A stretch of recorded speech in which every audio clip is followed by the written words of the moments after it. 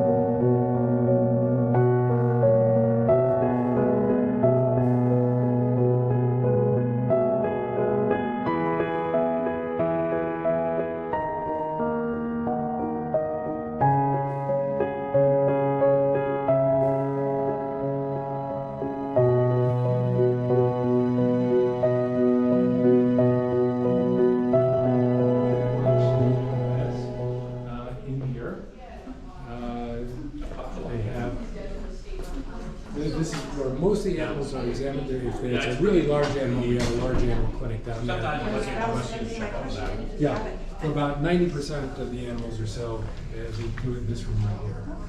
So you can watch them. The animals are usually anesthetized, to be quills, claws, teeth. And so they get in all kinds of undignified poses while they poke their belly. So they do their claws here, which I saw in that video, so they don't dig them down naturally out in their habitat? Sometimes they do it.